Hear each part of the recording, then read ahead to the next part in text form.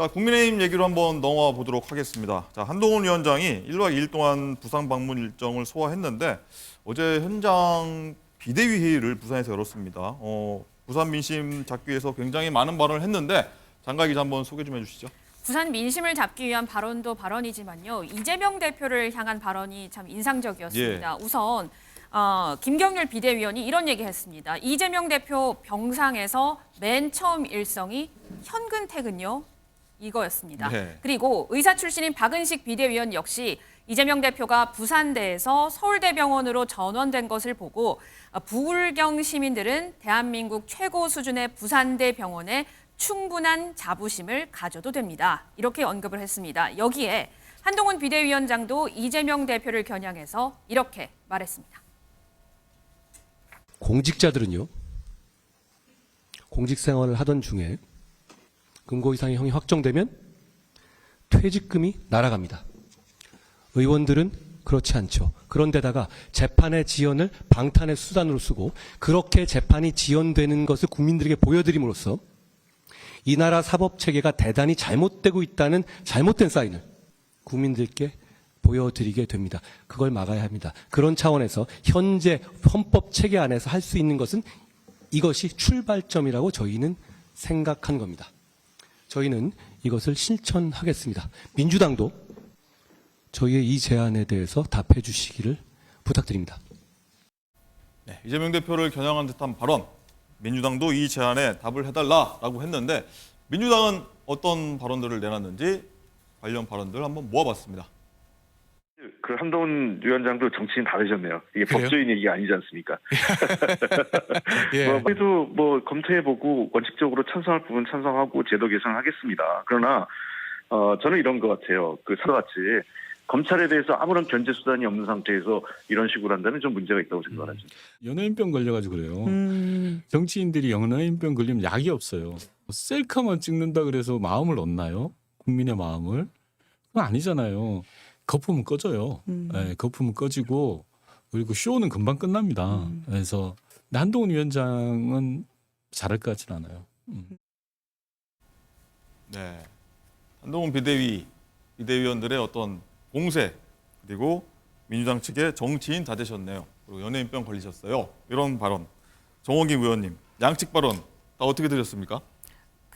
이재명 대표가 태어나고 나오면서 전쟁 같은 정치는 이제 종식되어야 된다 이렇게 얘기를 했는데 어떻게 보면은 전쟁이라는 표현도 고급 언어 아닌가? 거의 지금 패싸움 같은 패싸움이다. 그런 느낌이 들었어요. 이게 방송용어로 적절한지는 잘 모르겠지만 그리고 기본적으로 상대당 대표잖아요. 그러면은 제가 이제 왜 과거에 민주당답지 않았다 뭐 이런 얘기 이낙연 대표 탈당하면서 우리가 그런 얘기를 이어왔는데 예.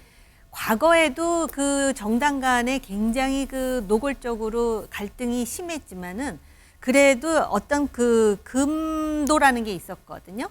그런데 이제는 막 뭐랄까 아주 오장에서 우러나오는 대로 다 그냥 표현이 되는 것 같다라는 느낌이 들고 정말 그 총선까지 매일매일 이렇게 관전하는 사람들도 이제는 막 힘이 드는 그런 상황까지 지금 치닫게 되는 것 같아요.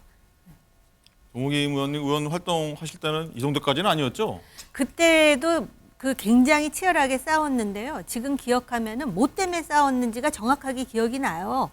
광우병, 한미 FTA 이런 정책을 가지고 그다음에 이제 소위 이제 그 행정 중심 복합 도시를 세종시로 이전하는 문제라든지 또는 4대강 정비 이렇게 정책을 가지고 싸웠지 정치를 가지고 또 그 사람의 태도를 가지고 심지어는 너 연예인병 걸려서 이게 연예인 하면은 굉장히 사람들이 막 환호하는데 거기다 병자가 들어가면 굉장히 뜻이 달라지거든요. 네. 그래서 지금은 그리고 서로 말도 안 섞는다 그러더라고요. 심지어 당과 당 정치인들끼리 말 안 섞는 거는 차치하고 자기네 당 내에서도 소위 친명과 비명, 친윤과 비윤 사이에서도 말을 안 섞는다 그러잖아요. 그러니까 지금 정치가 아주 극단의 갈등 상황이 왔고 이게 누구의 책임인지에 대해서 본질적인 것부터 한번 꿰뚫어봐야 될 것 같다는 네. 생각이 들었습니다. 얘기 이어가도록 하겠습니다. 설주환 부위원장님, 일단은 더불어민주당 한정혜 의원은요. 한 비대위원장 이런 제안에 법안 이미 발의돼 있다. 21대 국회 내 처리하자 이렇게 또 역제안하더라고요. 그러니까 저 한정혜 의원이 이러한 법안을 이렇게 발의해 놓으신지 몰랐어요. 저도 다 몰랐습니다. 아마 정말 참 일 잘하고 계셨구나 이런 생각도 들고요. 아마 국회뿐만 아니라 국민들이 아마 이런 법을 요구했었을 것 같아요. 특히나 이제 뭐 여야를 막론하고 구속 수감 중이면서 임기가 계속되고 계신 분들 계셨거든요. 구속 수감 중이면서 재판을 받던 분들이 그분 세비가 계속 지급되고 있었습니다. 그런 부분들은 저는 실질적으로 의정 활동을 할 수가 없었어요. 저는 그러니까 단순히 한동훈 비대위원장이 제시하듯이 재판만 받고 나중에 근고형을 받았는데 그때 소급해서 세비를 반납하자라는 것보다는 좀 구분을 해야 된다고 봅니다. 불구속 상태에서 재판을 받으신 분들 같은 경우는 보통 의정 활동을 정상적으로 수행을 하고 계십니다. 예. 그렇다고 한다면 그 부분까지 예를 들어서 세비를 반납받는 것은 좀 무리가 있다고 보고요. 하지만 구속돼서 의정 활동을 실질적으로 할 수 없음에도 불구하고 세비가 지급되는 경우는 당연히 막아야죠. 무도능 무임금 원칙에 의해서 국회만 A일 수는 없습니다. 그런데 이 부분과 관련해가지고 한동훈 비대위원장이 제시한 것은 좋습니다만은 여기에는 어떠한 뭐 특정 정치인에 대한 어떠한 타겟형은 아닐 거라고 저는 생각을 하고 네. 그렇게 믿고 싶고 그래서 이 부분에 대해서는 논의가 돼서 뭐 21대 마지막 얼마 남지 않은 임기 안에 이러한 좋은 법 취지의 법이 조금이라도 좀 수정을 해서 저는 통과가 됐으면 좋겠습니다. 네. 무거운 얘기들 하고 있는데 잠깐 분위기 한번 좀 바꿔보겠습니다. 장가 기자, 한동훈 위원장 관련된 사진이요. 한 장이 좀 오전에 오늘 공개가 됐는데 좀 흥미롭습니다. 네, 그렇습니다. 한동훈 위원장이 지역을 돌 때마다 그 지역과의 연고를 강조해서 많은 시민들에게 내 지역과 가까운 정치인이었네 이런 친밀감을 좀 심어주는데요. 부산에서는 사직구장에서 야구를 관람했었다 이렇게 언급을 네, 했습니다. 왼쪽에 보이네요. 그렇습니다. 그런데 일부 친약 커뮤니티에서는 한 비대위원장이 사직 야구장 찾은 거 그거 거짓말이야 이런 주장이 제기가 됐었습니다. 왜냐하면 부산으로 좌천됐을 2020년에 코로나였는데 그때 당시에 야구 경기 관중 없이 경기가 치러졌다는 거죠. 하지만 한 위원장과 가까운 인사가 한 위원장은 2007년부터 2009년에도 부산에 머물렀었다면서 그 당시에 부산 사직구장에서 이 비닐봉지를 머리에 쓰고 찍은 사진을 공개하기도 했습니다. 네. 안경 벗은 한동훈 위원장 모습은 저렇군요. 처음 봤는데.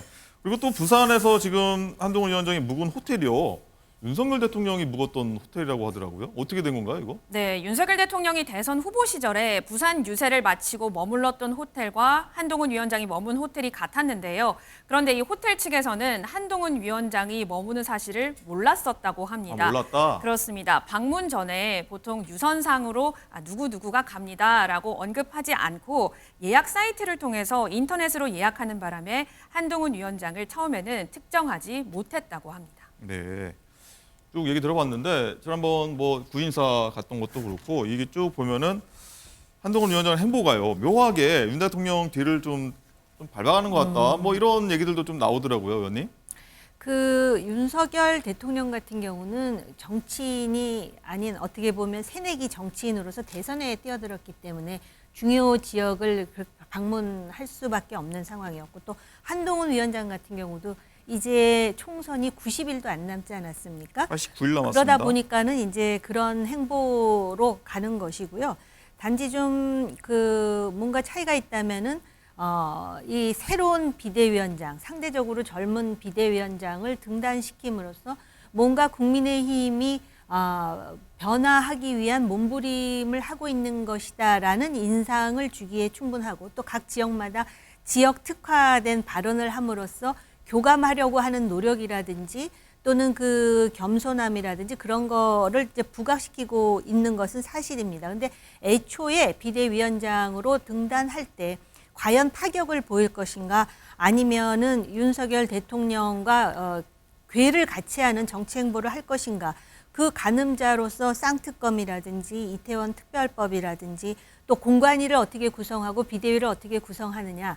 그래서 지금 자신이 직접 움직이는 행보는 윤석열 대통령과 비슷하고 또 실질적인 내용에 있어서도 아직까지 한동훈식 타격, 대반전은 아직까지는 보여주지 않은 것으로 저는 보고 있습니다. 아직은 못 보여줬다. 네. 그렇군요. 알겠습니다. 장가 기자, 일단 뭐 정 의원님 말씀하신 대로 국민의힘도 민주당 오늘 공관위 첫 회의했는데 국민의힘도 공관위 체제 이제 도입하면서 이제 선거 모드로 돌입하는 것 같아요, 본격적으로. 그렇습니다. 판사 출신인 정영환 공관위원장을 포함해서요. 총 10명의 공관위원이 구성이 됐습니다. 이 중 사실 가장 논란이 되고 있는 인물이 있는데요. 바로 이철규 인재영입위원장입니다. 강서구청장 보궐선거 참패 책임을 지고 사무총장에서 내려왔었는데 현재는 한동훈 위원장과 함께 공동 인재영입위원장을 하고 있습니다. 그런데 여기에다가 공관위원까지 맡게 된 거죠. 예. 그러면 인재를 직접 추천도 하고 인재를 공천도 하는 역할까지 하게 되는 거거든요. 네. 그래서 대표적인 친윤으로 지금 이철규 의원이 평가를 받고 있기 때문에 좀 윤심이 작용한 것 아니냐 이런 논란이 불거졌는데요. 한동훈 위원장 여기에 뭐라고 답했을까요? 이철규 위원장이 아무래도 친윤계 핵심으로 평가를 받아서 좀 윤심이 뭐 작용했다는 게 아니라 이런 평가 나올 수 있을 것 같은데. 그건 아닙니다. 이공천 지금 당을 이끌고 있는 것은 저입니다.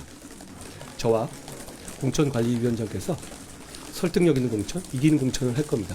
앞으로 보시면 그런 우려들은 기우였다고 생각하실 겁니다. 이 국회의원은 입법부는 법률을 만드는 곳입니다. 그러니까 법률 전문가가 배제돼야 될 이유는 없습니다. 당내 공천은 충분히 당의 의사를 존중하는 것이 맞기 때문에 특히 당내 공천 분들이 와가지고 당에 가지고 있는 여러 가지 데이터라든가 이런 부분을 제공을 해주는 역할을 할 겁니다. 저는 이 당에 아는 사람이 없습니다. 그리고 당 외에 있는 사람을 아는 사람이라고 밀어줄 정도로 그렇게 멜랑콜릭한 사람도 아닙니다. 우리가 이기는 공천, 설득력 있는 공천, 공정해 보이는 공천, 실제로 공정한 공천을 할 겁니다. 제가 윤 대통령이나 그 한동훈 위원장하고 특별히 뭐 개인적인 그런 거 없잖아요. 여러분 아시듯이. 여러분들 저 믿어주십시오. 그냥 쿨하게 할게요. 네, 뭐 이런 얘기에 한동훈 위원장은 지금 당을 이끄는 거 접니다. 윤심 없습니다. 그리고 공관위원장은 쿨하게 하겠습니다. 어떤 이런 내용을 말했는데 설주환 부위원장님 이런 발언들 어떻게 들으셨습니까? 뭐 그냥 뭐 용산 공천 그대로 이행하겠다는 것밖에는 안 들려요. 아 용상. 네, 한동훈 비대위원장이 온 게 누구의 뜻이었나요? 윤 대통령의 뜻 아니었나요? 어떤 당원들이 정말 와주세요 해가지고 왔나요?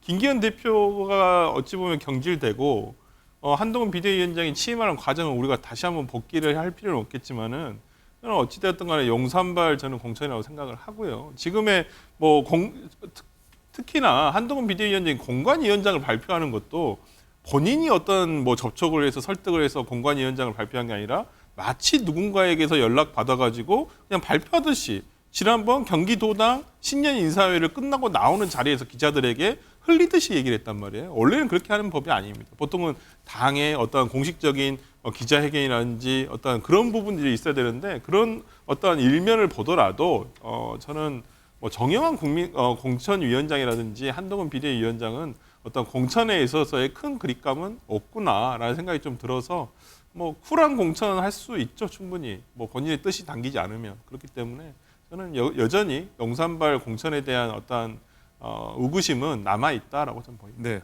정호김 의원님 여기에 대한 반론하실 수도 있을 것 같고 또 하나는 10명 중에 이 공관위원 10명 중에 법조인 출신이 4명이나 되거든요. 이 국민의힘 공관위원까지 같이 한번 좀 말씀 좀 해보실까요? 법조인이 상대적으로 많죠. 그리고 공관위원장도 법조계에서 오신 분이고요.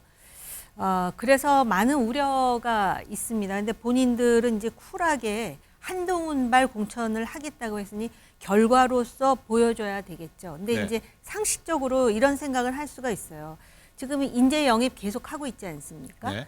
거기다가 또 플러스 장차관들 많이 나갔어요. 또 대통령실에서도 많이 나갔어요. 그래서 그 사람들이 인재인데 결국 선거에 뛰게 하기 위해서 나간 거잖아요. 그러면 이제 어떻게 안배를 할 것인가. 그런데 실제로 지금 선거 사정이 아직까지 그렇게 개선됐다고 보기는 어려워요. 물론 민주당과 국민의힘의 지지율을 보면은 그 지지율 자체는 굉장히 비슷하고 때로는 국민의힘이 조금 더 많이 나오는 것도 있는데요. 그런데 이 사람들이 주로 이제 수도권보다는 영남이라든지 서울에서도 소위 노른자라고 할 수 있는 강남권을 희망하고 또 그런 사람들이 벌써부터 이제 예비 후보로 등록을 하고 그러다 보니까 의심의 그 시선이 많습니다. 그런데 의심의 시선을 한 번에 가시게 할 수 있는 그런 진짜 신박한 공천을 한다면은 총선에서 승리하겠죠. 네, 알겠습니다. 또 이런 얘기도 있습니다. 이 공관 의원들이 뭐 총선 출마 한다 안 한다 얘기도 나오고 있는데 관련 발언 한번 듣고 오겠습니다. 공관위원으로 계신 분들의 총선 출마 여부에 대해서는 어떤 생각을 갖고 당내에서 오신 분들에 관해서는 그분들이 원래 정치하는 분들이니까 거기에 관해서는 얘기할 수 없고요. 원외에서 오는 외부 의원들은 저 선거에 안 나가는 거로 제가 그렇게 알고 있습니다. 또 그렇게 하긴 했고요. 아니, 그런 규정이 있지는 않습니다. 어제 뭐 그런 보도가 나왔던데 그 보도는 뭐 제가 나눈 대화가 아닌데요. 위원장님, 그러면 현역 의원님들도 계신데 이분들도 불출마한다고 보면 되나요? 아니, 제가 공관위원들은 모두 불출마한다는 말을 제가 한 적이 없습니다. 네, 이 공관 의원들 셀프 공천 심사 뭐 이런 우려입니다. 정 의원님, 일단 예전 사례를 봤을 때 셀프 공천 있었나요? 뭐 문제는 없었나요? 어떻습니까? 아니요, 그때도 있었었어요. 한두 명. 그래서 한두 명. 굉장히 시끄럽기도 하고 그랬었는데 사실 뭐 공관위로 와가지고 그러니까 심판도 하고 선수로 뛴다라는 게 그렇게 감성적으로는 받아들여지기 어려운데 어쨌든 공관위원장은 그렇게 말하고 비대위원장은 조금 다른 뉘앙스로 얘기를 하지 않습니까? 네. 제가 볼 때 한두 명은 정치인 아니라도 또 나오지 않을까? 아, 원외에서도요?